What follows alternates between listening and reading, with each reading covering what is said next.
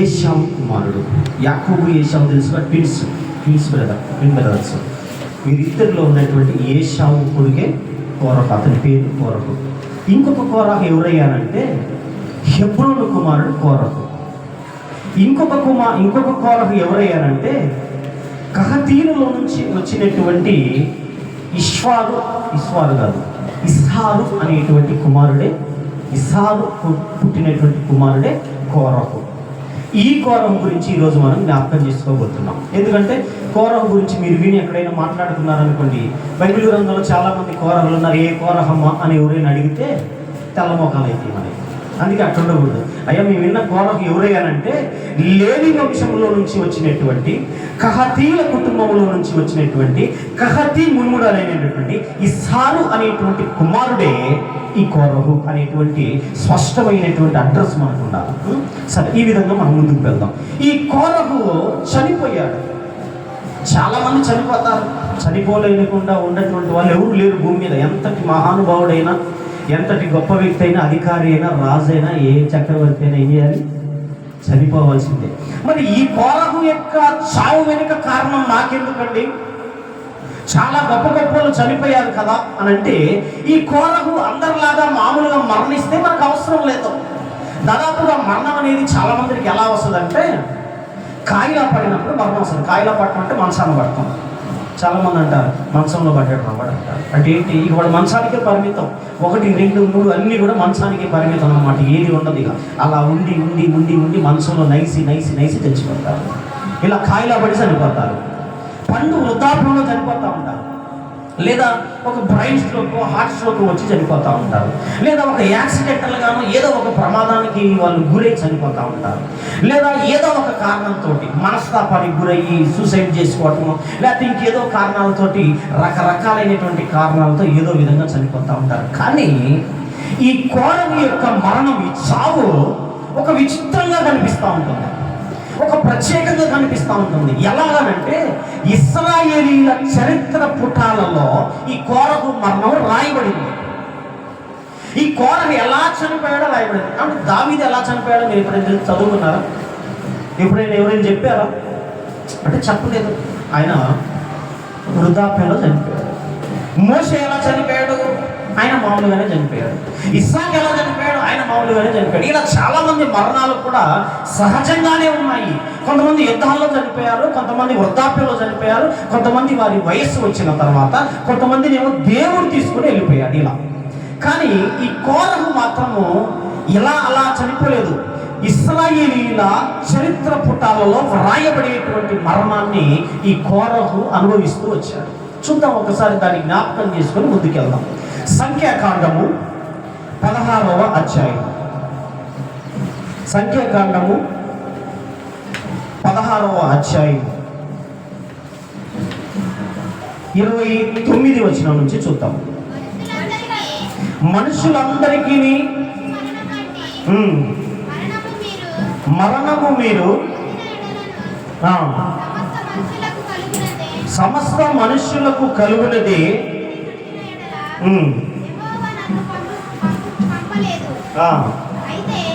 అయితే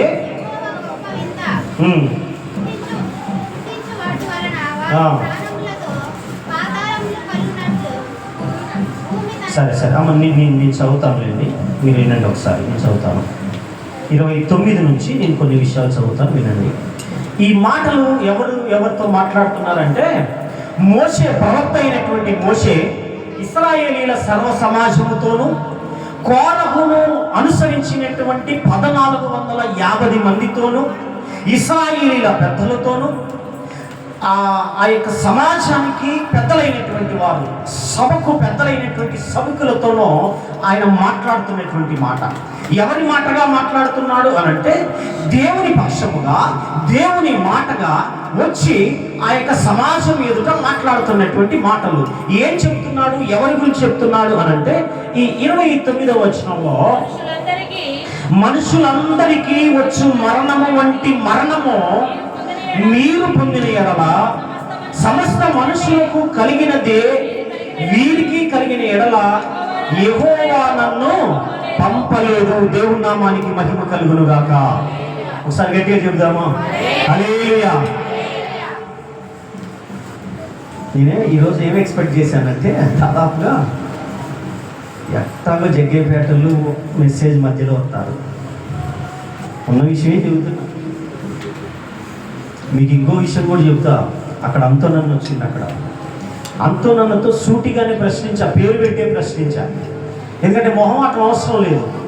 ఎందుకంటే అంతోనన్ను ఇవాళ వచ్చిండు, రేపు వస్తాడో రాడో తెలియదు. మనోహరి అని చెప్పిండు, రేపు చెప్తాడో లేదో తెలియదు.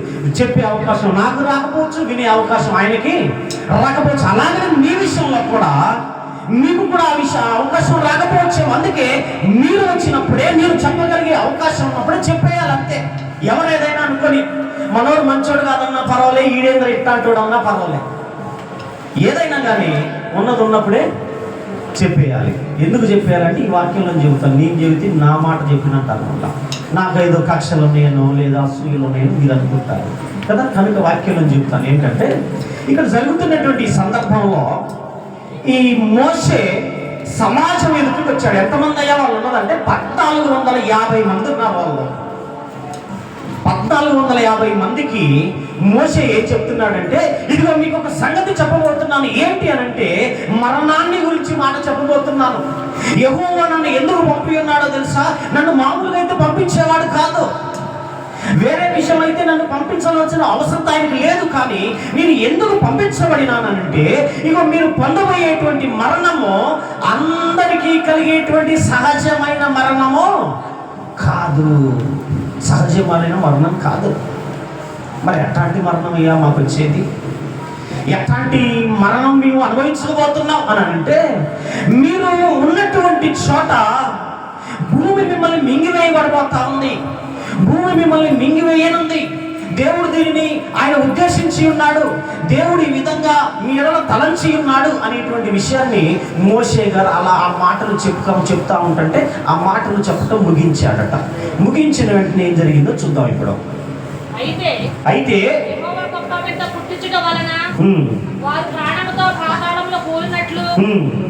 భూమి తన నోరు తెరచి వారికి కలిగిన సమస్తమును మృంగివేసిన ఎడల వారు యెహోవాను అలక్ష్యము చేసిరని మీకు తెలియనను అతడు ఆ మాటలన్నీ చెప్పి చాలించగానే వారి క్రింది నేల నెరవిడిచెను. దేవుని నామానికి మహిమ కలుగును గాక. వాళ్ళకి ఏదైతే అరే నువ్వు ఇలా చావబోతున్నావు, కోరహు నువ్వు ఇలా మరణించబోతున్నావు, ఓ కోరహును వెంబడించినటువంటి వారలారా, సమాజం వారలారా, సభికులారా, మీరు అధికారులైనటువంటి వారలారా, మీరు అందరికీ కలిగేటువంటి సహజమైనటువంటి మరణము మీ జీవితాల్లోకి రావట్లేదు.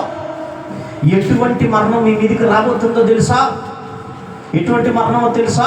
భూమిట మీరు బ్రతికుండగానే మృంగివేయబడబోతా ఉంది. అటువంటి మరణాన్ని దేవుడు సిద్ధపరిచాడు మీ కొరకు.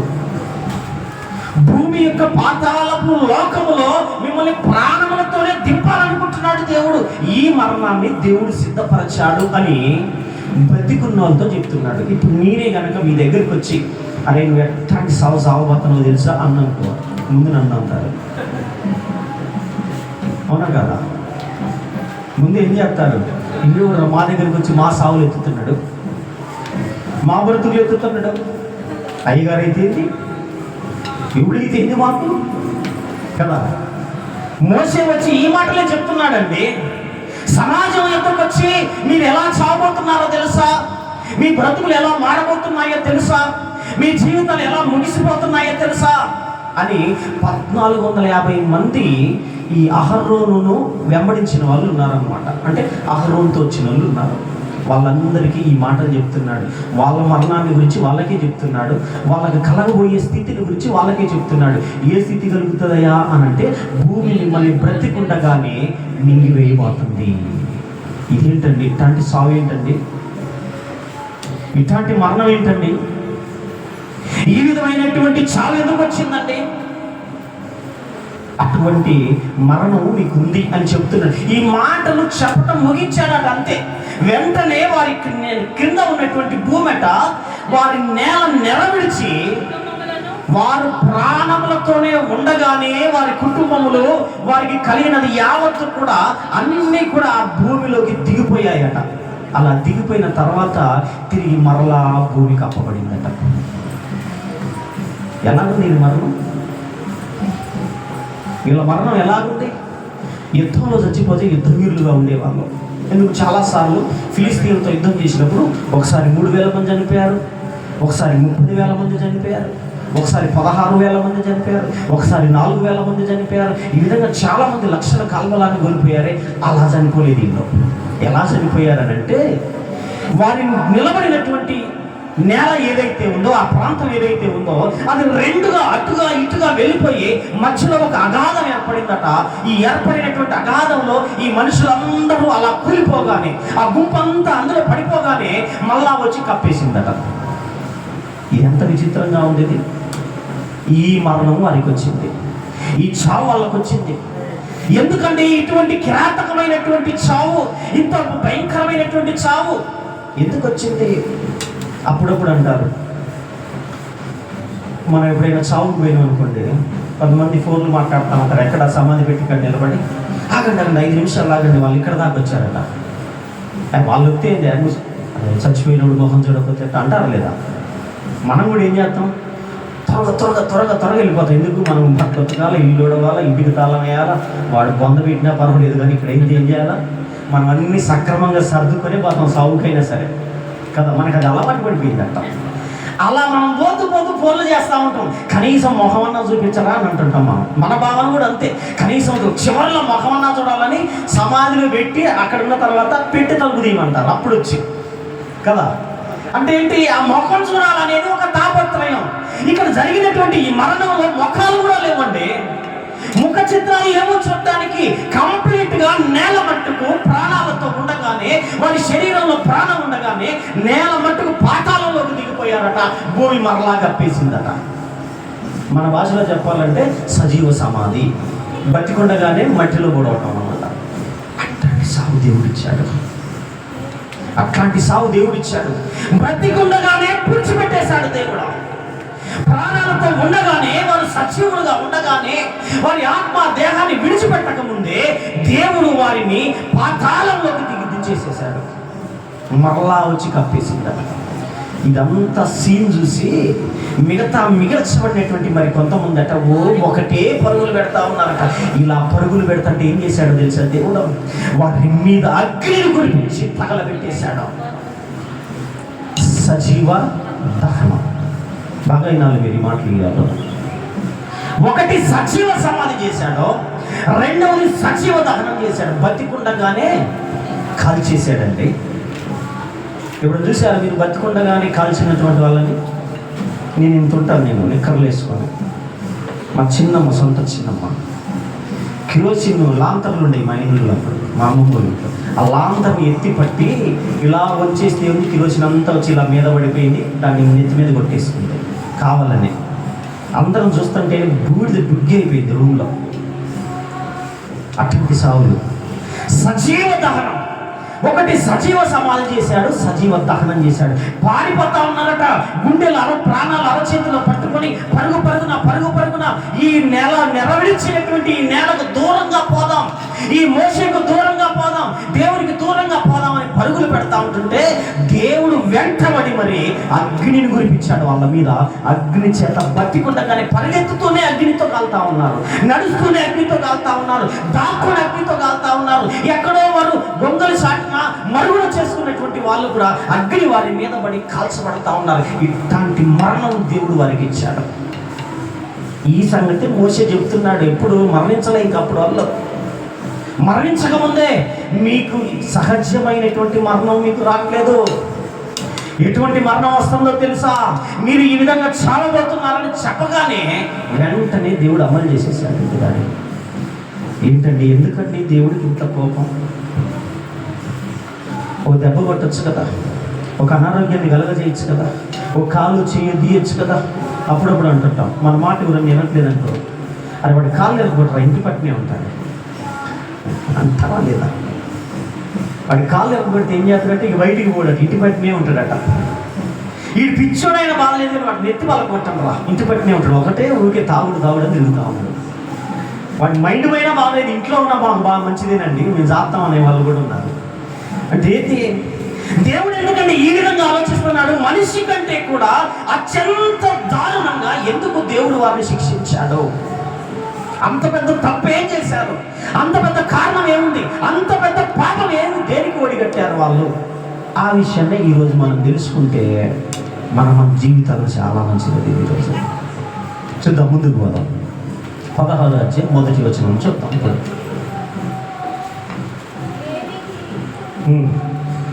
లేవి ముని మనవడును, కహతుకు మనవడును, ఇస్సారు కుమారుడును, కోరహు రూబేనీయులలో ఏలియాబు కుమారులైన దాతాను, అభిరాములను, పెలేతు కుమారుడైన ఓమేను యోచించుకొని. దేవుని నామానికి మహిమ కలుగును గాక. ఇది కొద్దిసేపు మీరు పక్కన పెట్టండి, నేను చెప్తాను ఇక్కడ. అంటే ఈ యొక్క కోరహు సందర్భం ఎలా వచ్చిందంటే, యాకోబు కుమారులు 12 మంది, అవునా? 12 గోత్రాలను దేవుడు వారికి ఇచ్చాడు, అవునా? ఇచ్చాడా లేదమ్మా? నేను చెప్తాంటే మీరు ఇట్నే ఉన్నారు, నేనేమో తప్పు చెప్పి నేను నాకు అనిపిస్తా ఉంటుంది. అట్లాంటి నన్ను కన్ఫ్యూజ్ చేయమాకండి. తెలియదు తెలవపోయినా ఓపెన్ ఏం కాదు, పర్వాలేదు.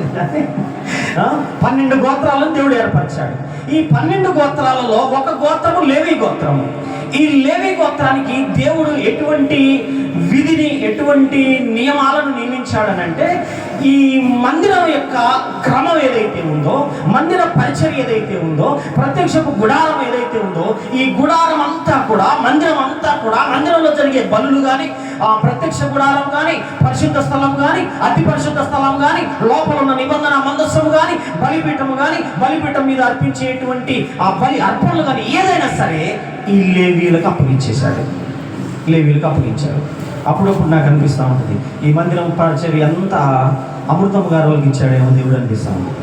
ఎందుకంటే వాళ్ళు తప్ప ఎవరు దీన్ని చూడరు, వాళ్ళ ఫ్యామిలీయే. ఈ చిన్నపిల్లలు, ఈ విషయం వీళ్ళంతా వీళ్ళే దీనికి మట్టి పోయటం కానీ ఏదైనా సరే వీళ్ళే చేస్తూ ఉంటారు. నాకు అప్పుడప్పుడు అనిపిస్తుంది, అన్న చాలాసార్లు ఫోన్ చేసి అన్న వస్తారా అని అడిగేవాడు. నేను ఖమ్మం నుంచి నేను ఆడ దాకా వచ్చేలోపు నాకనే బుద్ధి అని చెప్తూ ఉండేవాడిని. నేను కూడా ఇప్పుడే వచ్చినన్నారు, వాళ్ళు మట్టి మోసారు, అట్ట చేశారు అన్న. చిన్న పిల్లల దగ్గర నుంచి ఒకటే పనులు చేస్తూ ఉన్నారన్న, నేను ఏం చెప్పను అసలు వాళ్ళ గురించి అనేవాడు నాకు. అంటే లేవి కుటుంబం గుర్తుకొచ్చేది, లేవి గోత్రం జ్ఞాపకం వస్తూ ఉంటుంది. ఎందుకు? దేవుడు వారిని ప్రత్యేకించుకున్నాడు మందిర పరిచర్య కొరకు. ఆనాటి కాలంలో మనలాగా మందిరం ఉండేది కాదు. మన మందిరం ఏంది? వాన వచ్చినా వరద వచ్చినా ఏడు నుంచి ఆడికి పోదామన్నా కదా. నువ్వు వచ్చినా నేను వచ్చినా ఎవరు వచ్చినా ఎవరు రాపోయినా ఏడే ఉంటుంది అది కదా. కానీ ఆనాటి కాలంలో మందిరం అలా కాదు.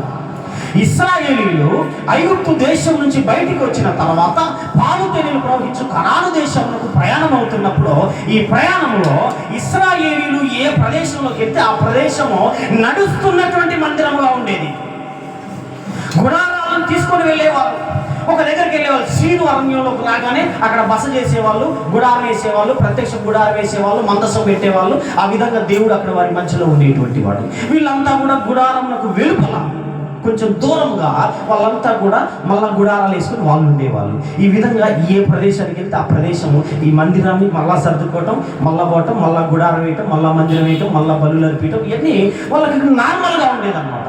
అంటే మన భాషలో చెప్పాలంటే కదులుతున్న ఆలయాలు, నడుస్తున్నటువంటి మందిరాలు. ఆనాటి కాలంలో అవి ఈ పరిచర్యను ఈ లేవి గోత్రానికి ఇచ్చాడు దేవుడు. ఈ లేవి గోత్రం నుంచి ఒకరి దగ్గర నుంచి ఒకరికి, ఒకరి దగ్గర నుంచి ఒకరికి, ఒకరి దగ్గర నుంచి ఒకరికి ఇలా వంశపారంపర్యంగా వస్తూ ఉంటుంది. అది ఎక్కడ ఆగలే. ఈ విధంగా లేవి యొక్క కుమారులు ఎవరంటే గెర్షోను, మెరారి, కహతు అనేటువంటి 3 కుమారులు లేవి పుట్టినటువంటి వారు. గెర్షోను, మెరారి, కహతు ఈ 3 కుమారులు. ఈ గెర్షోనుకి, మెరారికి, కహతు అనేటువంటి 3కి 3 విభాగాలు అప్పచెప్పాడు మందిర పరిచర్యని.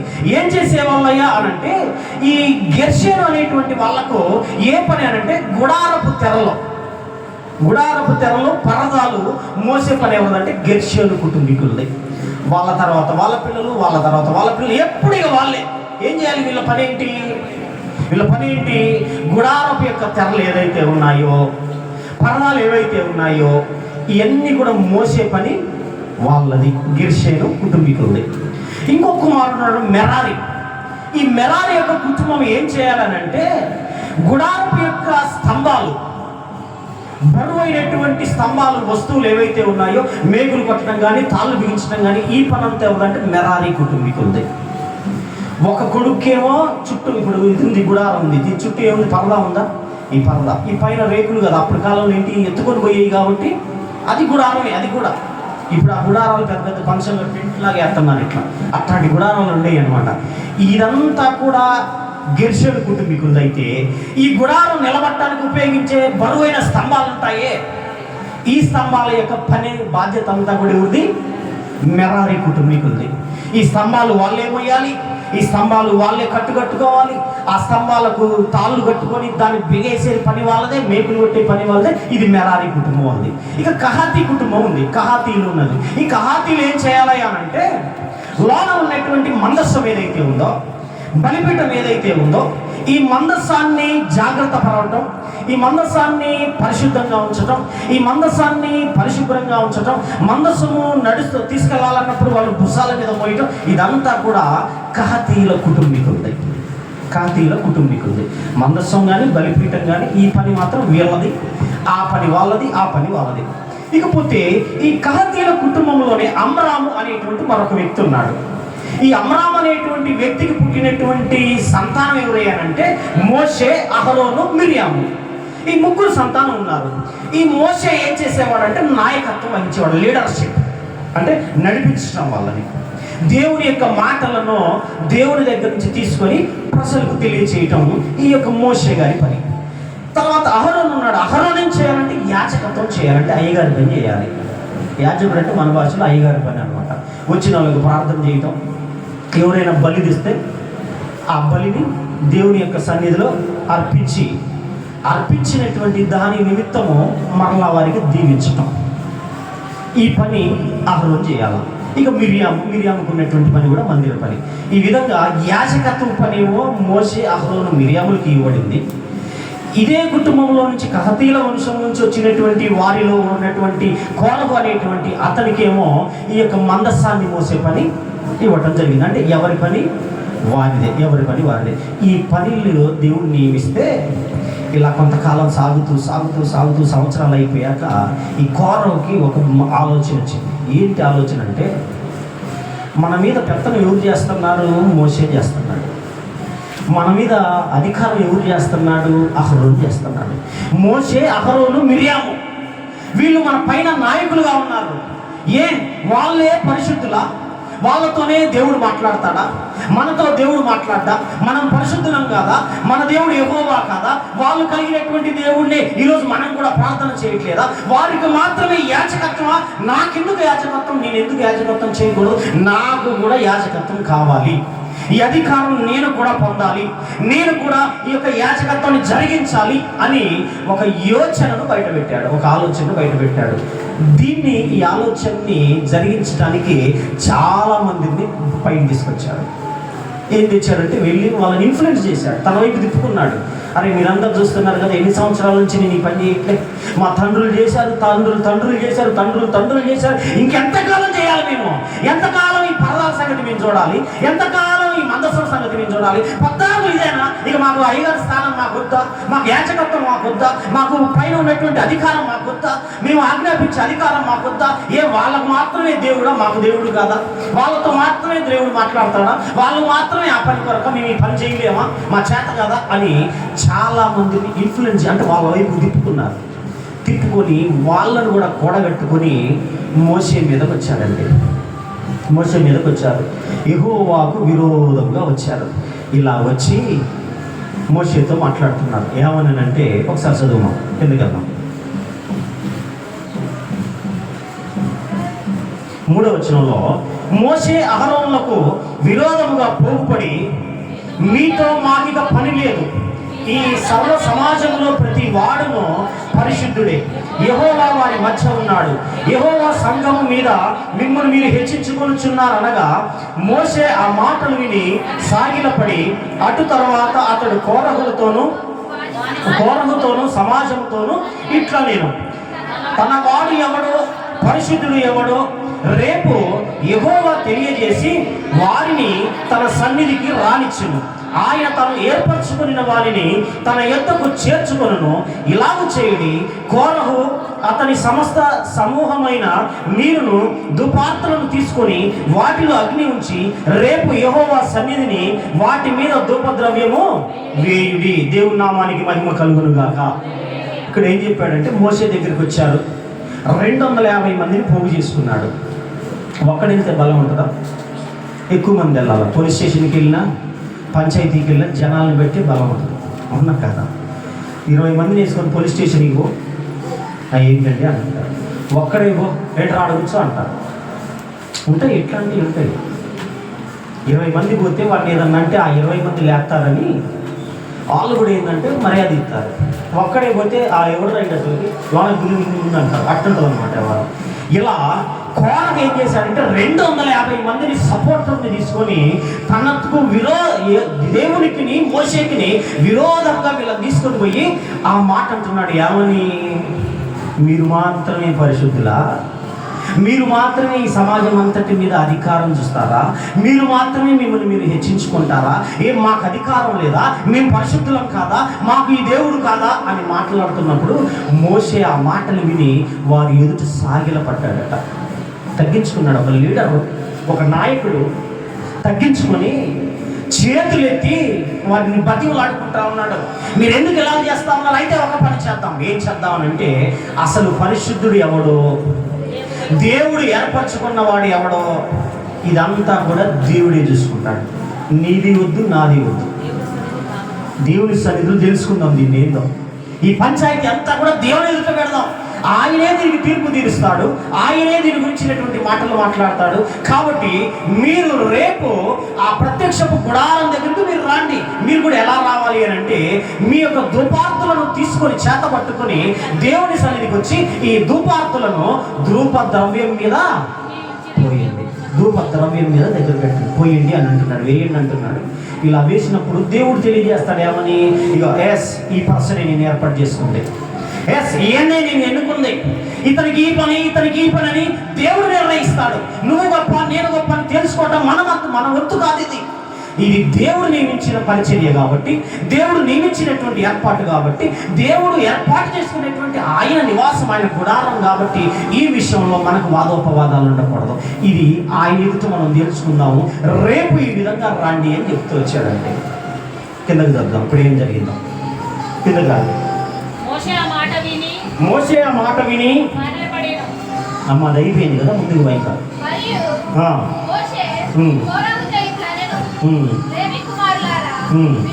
వినుడి, తన మందిర సేవ చేయుటకు యెహోవా మిమ్మల్ని తన యొక్క చేర్చుకున్నటకు మీరు సమాజం ఎదుట నిలిచిన వారు చేయవలసిన సేవ చేయనట్లు ఇశ్రాయేలీయుల దేవుడు ఇశ్రాయేలీయుల సమాజంలో నుండి మిమ్మల్ని వేరుపరచడం మీకు అల్పముగా కనబడనా?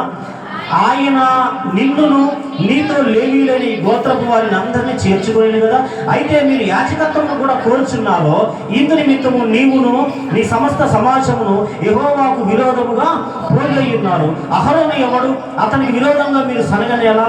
అప్పుడు మోషే ఏలియాబు కుమారులైన దాతాను అభిరాములను పిలువనంపించెను. దేవుని నామానికి మహిమ కలుగును గాక. ఇదంతా వారికి ఎక్స్ప్లెయిన్ చేశాడు. లేవి గోత్రానికి ఎప్పటి నుంచో ఈ క్రమం ఉంది కదా, మీరు ఎందుకు ఈ విధంగా చేస్తూ ఉన్నారు? ఎందుకు అహరోను మీదకి వచ్చి మీరు సరుగుతూ ఉన్నారు? అహరోను మీదకి ఎందుకు మీరు విరోధంగా లేస్తూ ఉన్నారు? అహరోను ఎవడు? మామూలు మనిషే కదా. మోషే ఎవడు? మామూలు మనిషే కదా. మేము కాదు కదా, ఈ అధికారం తీసుకుంది మేము కాదు కదా, ఈ యాజకత్వం పొందింది మేము కాదు కదా, ఇది దేవుడు ఇచ్చాడు కదా. కాబట్టి మీరు ఇలా చేయటం మీకు యుక్తం కాదు అని కొన్ని మాటలు చెప్తూ వచ్చారు. ఇలా చెప్పిన తర్వాత సరే అని కొంతమంది లీడర్లు ఉన్నారు అక్కడ. ఆ లీడర్లకు చెప్తున్నాడు ఏమన్నాడంటే, మీరు ఈ విధంగా రాండి దేవుని సన్నిధికి అని చెప్పారు. అప్పుడు వాళ్ళు ఏమన్నారు? చదువమ్మా.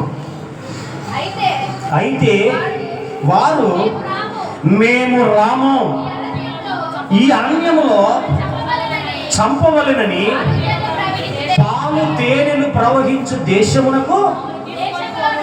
దేశములో నుండి మమ్మల్ని తీసుకొని వచ్చుట చాలదన్నట్లు మా మీద ప్రభుత్వము చేయుటకు మీకు అధికారం కావాలనా? దేవుని నామానికి మహిమ కలుగునుగాక. ఇక్కడ ఏం చెప్తున్నారంటే, ఈ తందంతా నడుస్తున్నప్పుడు రండి, అక్కడికి రండి, మందిరానికి రండి, అక్కడ మన రాజ్యం, మన గొడవ ఏంటో, మన పంచాయతీ ఏంటో తెలుసుకుందామని మోసే అన్నప్పుడు వాళ్ళు ఏమన్నారట? మేము రాము. ఎక్కడికి రాము? యాడికి రాము? అసలు ఎక్కడికి రామన్నాడు ఆయన? దేవుని సన్నిధికి రండి. మీరు యెహోవా యొద్దకు మీరు వస్తే, ఆ ప్రత్యక్ష గుడారం దగ్గరకు మీరు వస్తే, దేవుడు మనతో మాట్లాడతాడు. మనతో మాట్లాడేటువంటి స్థలం ఏదైతే ఉందో అక్కడికి మీరు రండి అని అంటే, మేము రాము అంటున్నారు. మేము రాము. దానికంటే కూడా ఈ అరణ్యాన్ని చంపడానికి తెచ్చినవా? అది జాలదన్నట్టుగా పాలు తేనెలు ప్రవహించే దేశం మాకు ఇస్తానని చెప్పి ఈ అరణ్యంలో మమ్మల్ని చావగొడతా ఉన్నావా? దీనికంటే ఐగుప్తులో ఉండటమే మంచిది ఉంది కదా.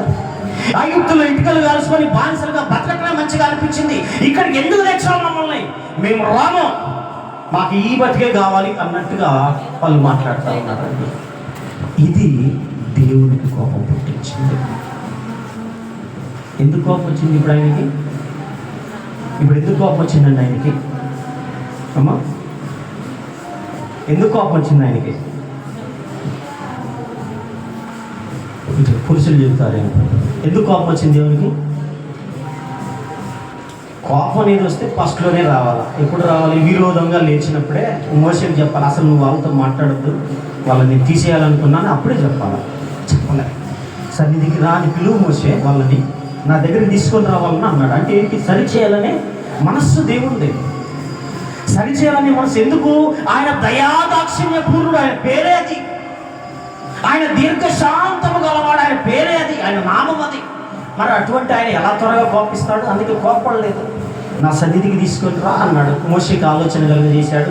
మోషే ఆ విధంగా చెప్పాడు. మరి సన్నిధికి వస్తే, సరేరా బాబు, తప్పో ఒప్పో, ఏదో త్వరపడి మాట్లాడావు, ఏదో తొందరపడి మాట్లాడావు, ఏదో నీకు తెలియకనో అనాలోచనగానో అజ్ఞానంతో మాట్లాడావు, ఇక నుంచి ఇలా మాట్లాడమా కోరమని చెప్పేవాడేమో. అట్లాంటిది ఏమీ రాకుండా పైపెచ్చామంటున్నారు వీళ్ళు. ఎక్కడికి రాము? దేవుని సన్నిధికి మేము రామమేమో. అంటే మన భాషలో చెప్పాలంటే, మేము గుడికి రామురా బాబు, గుడికి రాము అంతేగా. మేము పనికైనా పోతాం, ఉద్యోగానికైనా పోతాం, ఇంకేడికైనా పోతాం, యాడికైనా పోతాం. మాకు ఆ బానిస బతికే మంచిది. మేము ఎల్లప్పుడూ దోలాడుకునే బతికే మంచిది మాకు. మేము ఎల్లప్పుడూ ఇట్లా బ్రతకటమే మాకు ఇష్టం.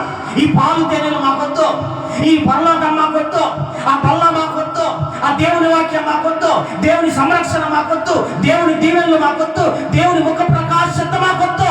మేము దేవుని సన్నిధికి రాము. కోపం వస్తుందండి దేవునికి. దేవునికి కోపం వస్తుంది. ఎందుకు? అప్పటిదాకా రాని కోపం అప్పుడు వచ్చేసింది. పిలిచింది ఎవరు? మోసేనా? అహరోనా? పిలిచింది ఎవరు? మోసే. మోసే ఎవడు? అహరోన్ ఎవడు? మీరు ఎందుకు మా మీద సరుగుతున్నారు? మా మీద ఎందుకు విరోధంగా లేస్తున్నారు? మీరు సన్నిధికి రండి అయ్యా అని మోసే మాట్లాడుతున్నారు. నువ్వు వద్దు, అహరోను దేవుడు వద్దు, మాకు దేవుడి దగ్గర కూడా మేము రాము, మాకెవరు వద్దు అంటున్నారండి. మాకెవరు అక్కర్లేదు. కోపం వచ్చేసింది. ఎందుకు కోపం వచ్చింది? నువ్వు కన్న పిల్లలు, మా అమ్మేవరే, మా నాన్నెవడే, మీరు రానుకో అన్నారనుకో, ఇంటికి మీతోనే అన్నారనుకో, ఎవరితోనానంటే సర్లేలే వాళ్ళు ఏదో అన్నారు అనిపిస్తుంది. డైరెక్ట్గా నీతోనే అంటే మీరు చెప్పరేమండి. పిల్లలు ఉన్న వాళ్ళు చెప్తారు ఈ మాట. పిల్లలు ఉన్న వాళ్ళు చెప్పాలి.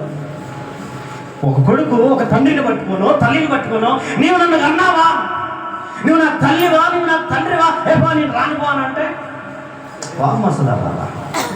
మనుషులకైతే మన కోపం రావాలా? దేవుడికి అక్కర్లేదా? ఆయన దీర్ఘశాంతులు కదండి, ఇట్లాంటివి చేయించా, మళ్ళీ ఇట్లాంటివి అనమాకండి. కోపం వస్తుంది అలా. ఈరోజు చాలామంది పిల్లలు ప్రేమ అనే మాయలో పడిపోయి, ఆడపిల్లలు కానీ మగపిల్లలు కానీ సమాజంలో బయట వ్యక్తులను ప్రేమించి తల్లిదండ్రులు ఏమంటున్నారు? బతికుండగానే మొదలుపెడుతున్నారు. నువ్వు మాకు అక్కర్లేదు అంటున్నారు. పోలీస్ స్టేషన్లోకి వెళ్ళి మాకు సెక్యూరిటీ కావాలి. ఎవరు సెక్యూరిటీ? తల్లి దగ్గర నుంచి. ఎక్కడి నుంచి? మా తల్లిదండ్రుల దగ్గర నుంచి మాకు రక్షణ లేదండి, ఎందుకు మేము ఈ విధంగా ప్రేమించుకున్నాం, ఒకరినొకరు ఇష్టపడ్డాం, మా వాళ్ళ వలన మాకు ప్రమాదం ఉంది, మాకు సెక్యూరిటీ కావాలని పోలీస్ స్టేషన్లో పోయి తల్లిదండ్రుల పేర్లు రికార్డుల్లో రాయిస్తున్నారు. ఇవన్నీ రాయించకుండా వచ్చి బాంచనని చెప్పి కాళ్ళు మొగితే వేరేలా ఉంది. అట్ట కాకుండా ఇంకొకడికి పోయి మాకు రక్షణ కావాలని చెప్పి ఏదో ఆసరంగా చేసుకుంటే కోపడుతున్నారట. దేవుడికి అది జరుగుతూ ఉంది. నేను నిన్ను రక్షించాలని, నేను నిన్ను ఏ విధంగానైనా సమాధానపరచాలని, ఎలాగైనా సరే నిన్ను దీవించాలని ఉన్నతమైనటువంటి పాలు తేనెలు ప్రవహించే పరలోకానికి నా ప్రియ కుమారుడైనటువంటి యేసుక్రీస్తును బలిగా అర్పించి నీ కొరకు రక్తాన్ని చిందించి రక్తంలో నీ పాపాలు కడిగి ఈ పరలోకానికి నిన్ను పిలుస్తా ఉంటే రాను. యాడికి రాను? మందిరానికి రాను. మందిరాన్ని ఎగ్గొట్టడం అంటే మామూలు విషయం అనుకుంటున్నారు. మందిరానికి రాకుండా ఉండటం అంటే ఏదో చదవట్లేదు అనుకుంటున్నారు. కానీ దాని వెనుక చాలా సీరియస్నెస్ ఉంది దేవునికి. దాని వెనుక దేవుని యొక్క ఉద్దేశం చాలా ఉంది, దేవుని చిత్తం చాలా ఉంది దాని వెనుక. అయ్యో దూరం అని అనుకుంటున్నావేమో, అయ్యో ఇక్కడ కాదులే ఎక్కడో అనుకుంటున్నావేమో, అయ్యో నా పరిస్థితి ఎంతంత మాత్రం అనుకుంటున్నావేమో. కానీ ఈ పరిస్థితులన్నీ నీ చుట్టూ ఉన్న పరిస్థితులను ఈరోజు ఎంతగైతే ఎదిగాననుకుంటున్నామో ఆ ఎదిగిన పరిస్థితులు ఇచ్చింది ఎవరు? ఒక్కసారి చెయ్యి ఇట్లా పెట్టాడు అనుకో, పేపర్ లేవకుండా లేసే పేపర్కి ఆ బలాన్ని బట్టేగా ఊరికి ఉరుకుతాము పనులకి. ఆ బలం మీద చెయ్యి ఇట్లా పెట్టాడు అనుకో ఎగిరే పేపర్ మీద. ఆ జ్ఞానాన్ని బట్టేగా ఒకటే తెగ ఉరుకులు పెడతా ఉన్నావు దేవుని సన్నిధిని పక్కకు పెట్టి. ఆ జ్ఞానం మీదే దేవుడు చేయి పెట్టాడు అనుకో, ఆ ఆరోగ్యం మీదనే దేవుడు చేయబెట్టాడు అనుకో, పరిస్థితి ఏంటి? పరిస్థితి ఏంటి? దేవుడు మనల్ని శిక్షించని అవసరం లేదు. మన చుట్టూ మనం ఏదైతే ఎదగనిస్తున్నాయి పరిస్థితుల్లో ఆ పరిస్థితుల్ని దేవుడు అలా ఆఫ్ చేస్తే చాలు, పాస్లో పెట్టేస్తే చాలు. వ్యాపారం ఆగిపోతే, ఉద్యోగం సుఖం లేదు, ఆరోగ్యం సుఖం లేదు, తినడానికి నోచుకోలేము, పడుకోవడానికి నోచుకోలేము, దేనికి కూడా అన్నీ ఉన్నాయి కానట దేనికి కూడా నోచుకోలేదట, దేనికి కూడా నోచుకోలేదట. ఇక అట్లాంటి పరిస్థితి దేవుడు చేస్తాడు. దేన్ని కాదనద్దు, దేన్ని కాదనద్దు. ఈరోజు పొద్దున్నే లేవకముందే 5 గంటలకే లేవాలి, 5 గంటలకే లేవాలి, 5 గంటలకు పడుకునేదాకా చెప్పిన మా అమ్మకి, మా ఇంట్లో కూడా చెప్పిన లేవాలి లేవాలా లేపాలా లేపాలని చెబితే పిలిచి పిలిచి పిలిచి మాకే 6 అయింది. మాకు సంధికి 7:30కి అక్కడ ప్రారంభించాలి. స్నానాలు చేసి కాళ్ళ కృత్యాలు తీర్చుకునే లోపు 7 అయితేనే ఉంది. దోశలు వేస్తావు తిరిగి ఇంకెక్కడ దోశ, టీ పోస్తావు ఇంకెక్కడ టీ తాగేస్తా సమయం లేదా, దోశ తినే సమయం లేదా, ఏం చేయాలి? అదే మనమైతే అంటే ఒక నేను కాదు, అంటే నేను నిలబడి చెప్పే పరిస్థితి కాదనుకో, నేను కూడా మెలాంటి అయినట్టయితేనా నా 1 కాదు 4, 1 కాదు 4 ఏమంత కంగారు వచ్చింది? ఒక్కొక్కళ్ళు ఒక్కొక్కరు ఏ టైంకి వస్తారో తెలుసా? ఋతు వాళ్ళు ఎప్పుడు వస్తారో తెలుసా? నీలిమ వాళ్ళు ఎప్పుడు వస్తారో తెలుసా? ఫలానా విషయం వాళ్ళు ఎప్పుడు వస్తారో తెలుసా? ఏంది నీ తొందర ఏంది? 4 రాదు పాపం. ఈ ఊరు వచ్చినా రాపోయిన అయ్యగారికి నీ బాధ్యత ఏంది? చుట్టూ ఉన్న వాళ్ళు ఏమనుకుంటే ఏంటండి ఎప్పుడు 7:30కి ప్రారంభమయ్యే చర్చ ఇంతవరకు ఏంటి ఈ వారం చర్చ లేదా? ఈ పరువు ఏడబోద్దు అని అయ్యగారు ఒకటే వర్తాల. ఏంటండి తిప్పలన్నీ కదా? మనం నవ్వటానికి బాగానే ఉంది, కానీ దేవుడు ఏమంటున్నాడో తెలుసా? దేవుడికి ఎందుకు కోపం వచ్చిందో తెలుసా? నా సన్నిధిలో కనబడవాలని మీరు వచ్చుచున్నారే. యెషయా గ్రంథం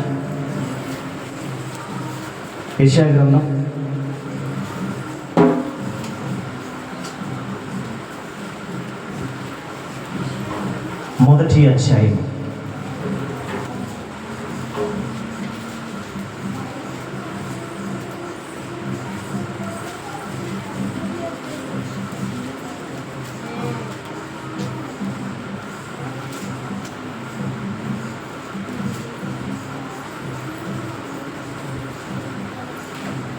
12వ వచనం. నా సన్నిధిని కనబడవలనని మీరు వచ్చుచున్నారే, నా ఆవరణములను త్రొక్కుటకు మిమ్మల్ని రమ్మన్న వాడెవడో. చాలు చాలులేమ్మా. ఎవరు మాట్లాడుతున్నారు? యెషయా గారు ఇశ్రాయేలీయులతో మాట్లాడుతున్నాడు దేవుని పక్షంగా. దేవుడు యెషయాను అడ్డం పెట్టుకొని యెషయా నుంచి ఇశ్రాయేలుతో మాట్లాడుతున్నాడు. ఏమని? నా సన్నిధి కనబడవల్లని మీరు వచ్చుచున్నారే, నా ఆవరణంలో అంటే నా కాంపౌండ్ వాళ్ళు లేదా నా గడప లోపలికి నా ఆవరణంలో త్రొక్కుటకు మిమ్మల్ని రమ్మన్నవాడేవాడు. యేసుదాసు రమ్మండ మిమ్మల్ని, మనోడు గడు రమ్మండ మిమ్మల్ని, ఎవడు రమ్మండ మిమ్మల్ని? ఎవడు చెప్తే వస్తున్నావు? ఎవరి బలాన్ని బట్టి, ఎవరి ప్రోత్సాహాన్ని బట్టి, ఎవరి మమకాన్ని బట్టి నువ్వు వస్తున్నావు. నా కొరకు నీవు రావాలి అనేది దేవుని ఉద్దేశం. వ్యక్తుల్ని బట్టి కాదు ఇక్కడ, యాజకుని బట్టి కాదు ఇక్కడ, కాపరిని బట్టి కాదు ఇక్కడ, నాయకుని బట్టి కాదు ఇక్కడ, ఉన్నటువంటి తోటి విశ్వాసాన్ని బట్టి కాదు ఇక్కడ. నా ఆవరణను త్రొక్కుటకు అసలు నిన్ను రమ్మన్నది ఎవడు రమ్మండవు? రానవసరం లేదన్నట్టుగా మాట్లాడుతున్నాడు. ఎందుకు రావాలి? రమ్మని ఒకటే కోరకు వాళ్ళకి మరలా సూచనలు చేస్తా ఉన్నాడు. ఇకనైనా రా. అనారోగ్యాన్ని కలిగజేశాడు. ఇంట్లో మొత్తం నీటిని బంద్ చేసిండు. ఒక 2 వారాలు అనారోగ్యం చేయబెట్టేసిండు. అనారోగ్యం వచ్చేసింది. ఇప్పుడు ఏం చెప్తున్నారు తెలుసా? అమ్మ ఏందమ్మా చర్చగా అంటే, అన్న ఎక్కడన్నా ఒంట్లో అస్సలు బాగోట్లేదు, నువ్వు చేయబెట్టిందే దేవుడు. ఆయన అర్థమవుతుందా? దాని మీద చేయబెట్టిందే దేవుడు.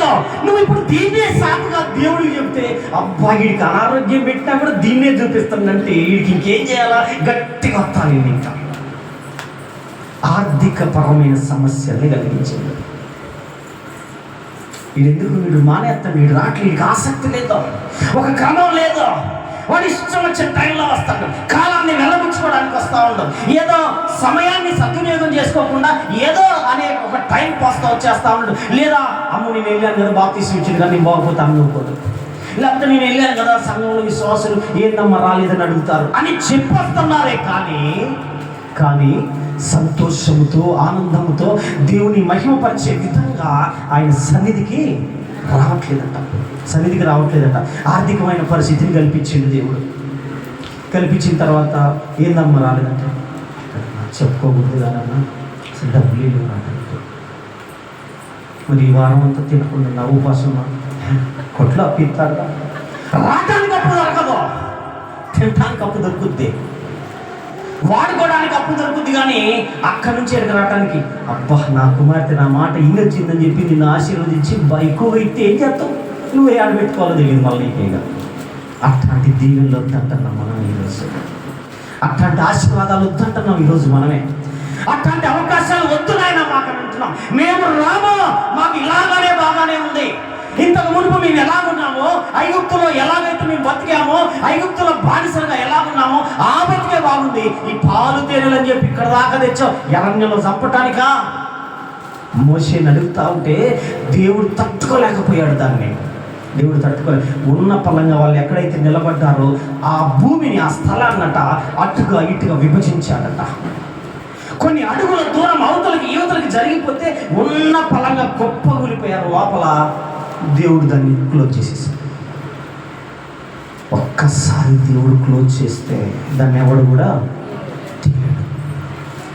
నీ జీవితాన్ని కానీ నా జీవితాన్ని కానీ దేవుడు ఒకవేళ అసహ్యపడి అయిష్టపడి వద్దు అని చెప్పి క్లోజ్ చేశాడనుకో, నీ జీవితంలో మన జీవితంలో ఎక్కడికి వెళ్ళినా కూడా తిరిగి అది ఓపెన్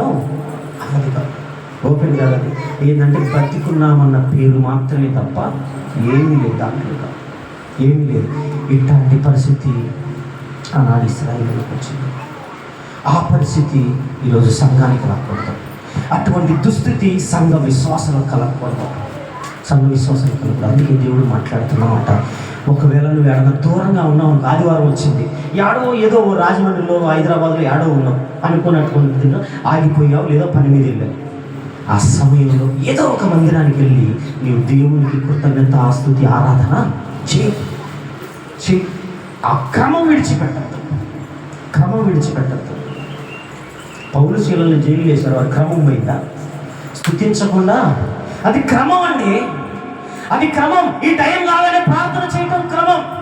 మనకు 3 కాగానే పడుకోవటం ఎట్టా క్రమం? ఆనాటి కాలంలో అపోస్తల కాలం మధ్యాహ్నం 3 అయింది, గంట కొట్టిందంటే దేవాలయం మీకు ఎక్కేవాళ్ళట. అది క్రమం వాళ్ళకి. ఈరోజు నీకు ఒక క్రమమైన పట్టిక ఉందా? ఈరోజు విశ్వాస జీవితంలో దేవుడు అదే మాట్లాడుతున్నాడు. ఇదిగో దేవుడు మనల్ని దీవించాలని ఇంకా ఇష్టపడతా ఉన్నాడు. దీవించడానికి మనకంటే దేవుడు ఆతృత పడతా ఉన్నాడు, ఆరాట పడతా ఉన్నాడు. మనం కొద్దిగా ఆరాట పడుతున్నాం, కానీ దేవుడైతే ప్రతి క్షణం ఆరాట పడతా ఉన్నాడు. ఎందుకో ఈ నా కుమార్తెను దీవించాలి, ఈ నా కుమారుని దీవించాలి, ఈ కుటుంబం ఆశీర్వదించాలని ప్రతి క్షణం కూడా ఆయన తారసపడతా ఉన్నాడు. మనకు కొద్దిగా ఆరాటం ఉంది. ఏదో ఆదివారం వచ్చి అయ్యగారితో ప్రార్థన చేయించుకుంటాం. అయ్యగారు ఏమంటారు, ఇలా దీవించిన ఆయన ఆశీర్వదించి ఈ కుటుంబాన్ని సమృద్ధి కలిగించు. ఒక్కసారి అని అంటే మళ్ళీ వారం తర్వాత సమృద్ధి. కానీ దేవుడు అంటే ప్రతిరోజు అవకాశం కోసం చూస్తూ ఉన్నాడు. ఇకనైనా నా కుమార్తె ఈ విధంగా ఉంటుందేమో, ఇకనైనా ఈ నా కుమారుడు ఈ విధంగా ఉంటాడేమో, ఇకనైనా ఈ కుటుంబం నా ఎదురు సాగిన పడుతుందేమో. దీవించడానికి ఆరాటపడుతున్నాడు అండి, ఆరాటపడుతున్నాడు దేవుడు. ఆరాటపడటం అంటే మీకు తెలుసా? ఆరాటపడటం అంటే తెలుసండి. ఆరాటపడటం అంటే ఎట్లా ఉంటుందో మీకు అసలు? కొత్తగా పెళ్ళైన వాళ్ళు ఉంటారు కదా, అమ్మాయి కుమార్తె సహోదరు, ఇద్దరు ఎటన్నా బయటికి వెళ్ళారనుకోండి. ఒకవేళ సహోదరి కొద్దిగా ఏదైనా షాప్లోకి వెళ్ళి మనోడు ఒక్కడే ఉన్నాడు, ఎట్లుంటుంది ఆరాటం? బిత్తరగా ఉంటుందా లేదా? భయం. ఫోన్ చేయటం టక ఫోన్ కూడా 2 ఫోన్లు అక్కడే ఉన్నాయి అనుకో, చికాకు ఇసు. మనుషులకి నాది,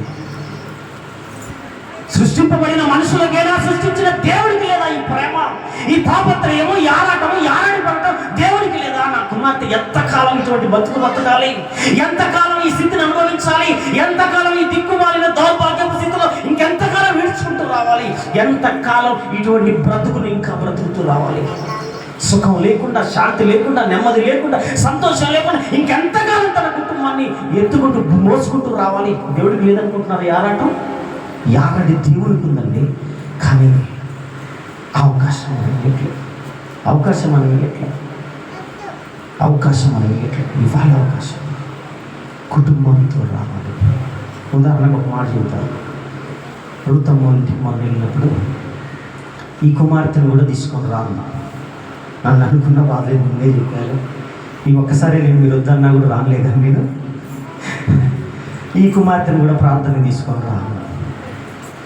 ఇంటి చుట్టుపక్కల ఉట్టుకుంటారా చెప్పారు. ఏమని చెప్పారు? ఈ పెళ్లి కుదిర్చబడిన అమ్మాయిని బయటికి వెళ్ళకూడదు. ఎక్కడికి పోకూడదు చెప్పండి, ఏం కాదు, బయటికి వెళ్ళనిమా, బయటికి వెళ్ళనిమా. మీరు రమ్మంది ప్రార్థనకేగా, ఇంకో ఫంక్షన్కి కాదుగా. మీరు రమ్మంది దేవుని సన్నిధిలో మోకరించడానికి కదా.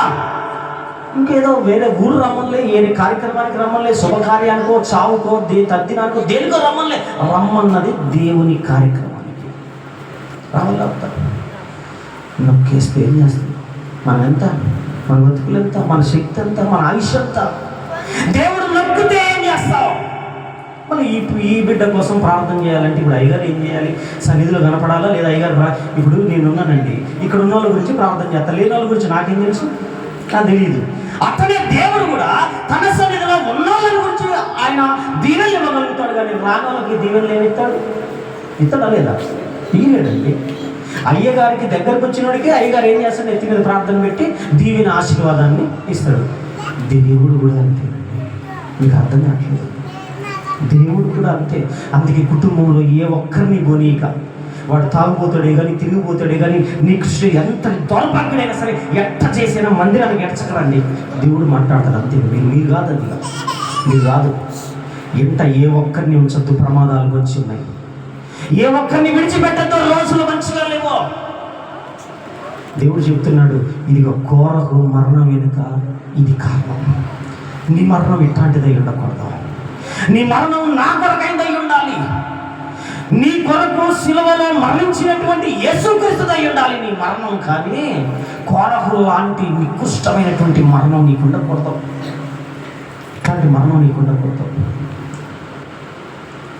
దేవుడు మాట్లాడుతున్నమాట. మీకో సంగతి చెప్తాను, ఎప్పుడు చెప్పని సంగతి చెప్తాను, నా భార్యకి కూడా తెలియని సంగతి చెప్తాను. నేను చాలాసార్లు చెప్పాలనుకున్నా కానీ ఈ సంగతి చెప్తే ఇంకోసారి నన్ను ఆడ బయటికి పోలేదని చెప్పట్లేదు నేను, కానీ చెబుతాను. సమయం వచ్చింది కదా. ఒకసారి ఒక బ్రిడ్జి ఎక్కి పైకి ఎక్కుతా ఉన్నాను. తాడు కట్టి దాని కిందకి దిగాం మేము. కిందంతా నీళ్ళు పెద్ద లోతు, చాలా లోతు, సుమారుగా 30 అడుగుల లోతు ఉంటుంది. పైకి ఎక్కుతా ఉంటే పైకి వెళ్ళిన తర్వాత ఇక నేను కాలు పైన పెట్టాల్సిన క్రమంలో తెగిపోయింది. అక్కడి నుంచి ఏమ నిలబడ్డా. మహా ఈత వచ్చు నాకు. ఒడ్డు తిరిగితే బాగా ఈత పడ్డా. రాదు, ఏ ఈత రాదు. అయిపోయినా అనుకున్నా. లోపలికి వెళ్ళిపోయినా కళ్ళు తెరిస్తే మొత్తం గుడగుడ శబ్దం, నీళ్ళ శబ్దం. ఆ నీళ్లు పచ్చగా కనపడతా ఉన్నాయి. చెవులలో గుడగుడ బుడగల శబ్దం వస్తూ ఉంది. అడుగుకి వెళ్ళిపోయినా ఒక్కసారిగా ఇలా అనుకొని పైకి వెళ్ళాను. ఇట్లా చూసాను, అందరు కనపడతా ఉన్నారు.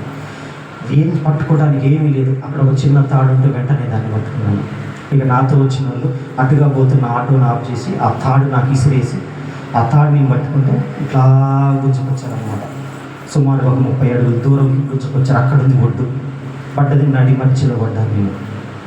అంటే ఈ పాటికి నీళ్లు తాగి పొట్టంతా నిండిపోయి ఎప్పుడు అయిపోవాల్సిన పని. ఈ పాటికి నెల మాసికాలని ఇవన్నీ 1/2 సంవత్సరం అయిపోయింది. ఈ పాటికల్లా దేవుడికి అటువంటి చాలా ఇష్టం లేదు. ఎందుకు చెప్తున్నానంటే నా గురించి తెలియాలని కాదు. అట్లాంటి సావు దేవుడికి ఇష్టం లేదు. నీ జీవితంలో కూడా ఒకవేళ నీకు ఏ ప్రమాదం జరిగినా అట్లాంటి మరణం దేవుడికి ఇష్టం లేదు. ఎందుకో నా కుమారుడు నా కుమార్తె యేసుక్రీస్తు రక్తంలో కడగబడ్డారు. వీళ్ళు గిరిక మరణిస్తే వీర మరణమే కానీ ఇట్లాంటి పనికి మొదలైన నికృష్టమైన చావులు దేవుడు ఇవ్వడు అంటానికి చెప్తున్నా. ఇవ్వడు. అటువంటి అందరికి రావు. చాలాసార్లు ఇంతకుముందు చెప్పాను, చనిపోయే ప్రయత్నాలు కూడా చేసేదని అట్లాంటి సావులు దేవుడు ఇయ్యడంతే. దాని గురించి మనం చెప్పుకునే అవసరం లేదు, కానీ ఇయ్యడంతే. ఎట్లాంటి మరణం?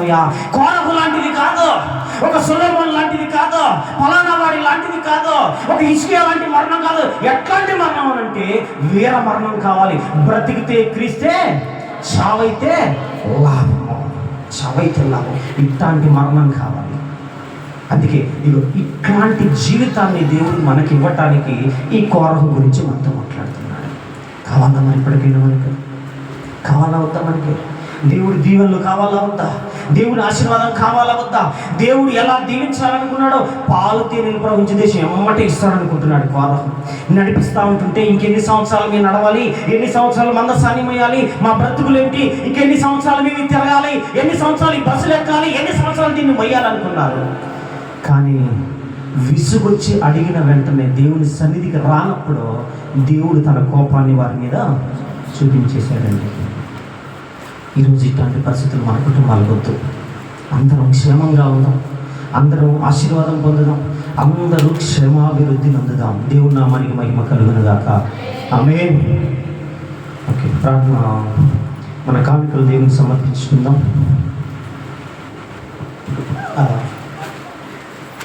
మన కానుకలు దేవునికి